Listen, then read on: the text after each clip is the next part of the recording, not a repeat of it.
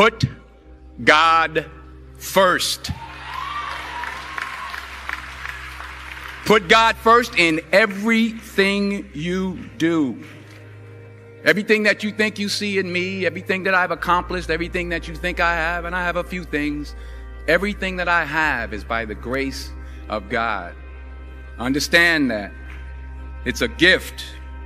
40 years ago, March 27th, 1975, it was 40 years ago, just this past March, I was flunking out of college. I had a 1.7 grade point average. I hope none of you can relate. I had a 1.7 grade point average. I was sitting in my mother's beauty shop. They still call it beauty shops now? What they call it now? Yeah, I was sitting in the beauty parlor.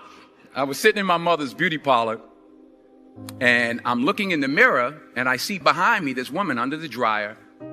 And every time I looked up, she was looking at me, just looking me in the eye. And I didn't know who she was. And I said, she said, somebody give me a pen, give me a pencil. I have a prophecy. March 27, 1975. She said, boy, you are going to travel the world and speak to millions of people. Now, mind you, I was flunked out of college. I'm thinking about joining the army. I didn't know what I was going to do. And she's telling me I'm going to travel the world and speak to millions of people. Well, I have traveled the world. And I have spoke to millions of people. But that's not the most important thing, the success that I had. The most important thing is that what she taught me and what she told me that day has stayed with me since. I've been protected. I've been directed. I've been corrected. I've kept God in my life, and it's kept me humble. I didn't always stick with him, but he always stuck with me.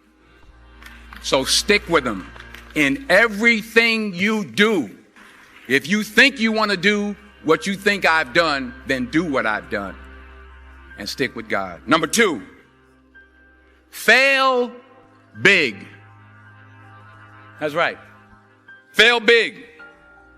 Today's the beginning of the rest of your life, and it can be very frightening. It's a new world out there. It's a mean world out there, and you only live once.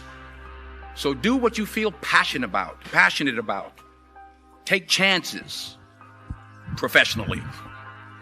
Don't be afraid to fail. There's an old IQ test, was 9 dots, and you had to draw 5 lines with a pencil within these 9 dots without lifting the pencil.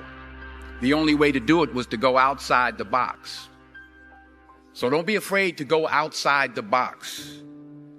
Don't be afraid to think outside the box. Don't be afraid to fail big, to dream big. But remember, dreams without goals are just dreams, and they ultimately fuel disappointment. So have dreams, but have goals. Life goals, yearly goals, monthly goals, daily goals. I try to give myself a goal every day. Sometimes it's just to not curse somebody out. Simple goals, but have goals. And understand that to achieve these goals, you must apply discipline and consistency. In order to achieve your goals, you must apply discipline, which you have already done, and consistency every day, not just on Tuesday and miss a few days. You have to work at it every day. You have to plan every day. You've heard the saying, we don't plan to fail, we fail to plan. Hard work works. Working really hard is what successful people do. And in this text, tweet, twerk world that you've grown up in, remember, just because you're doing a lot more doesn't mean you're getting a lot more done. Remember that. Just because you're doing a lot more doesn't mean you're getting a lot more done. Don't confuse movement with progress. My mother told me, she said, yeah, because you can run in place all the time and never get anywhere. So continue to strive, continue to have goals, continue to progress. Number 3, you'll never see a U-Haul behind a hearse. I'll say it again. You'll never see a U-Haul behind a hearse. I don't care how much money you make, you can't take it with you. And it's not how much you have. It's what you do with what you have. We all have different talents. Some of you will be doctors, some lawyers, some scientists, some educators, some nurses, some teachers. Yeah, okay. Some preachers. The most selfish thing you can do in this world is help someone else. Why is it selfish? Because the gratification, the goodness that comes to you, the good feeling that I get from helping others, nothing's better than that.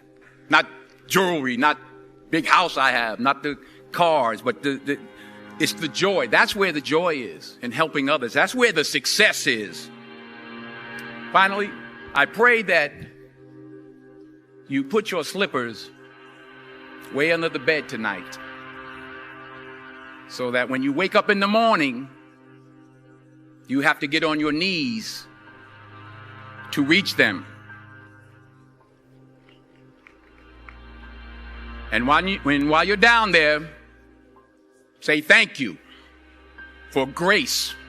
Thank you for mercy. Thank you for understanding. Thank you for wisdom. Thank you for parents. Thank you for love. Thank you for kindness. Thank you for humility. Thank you for peace. Thank you for prosperity.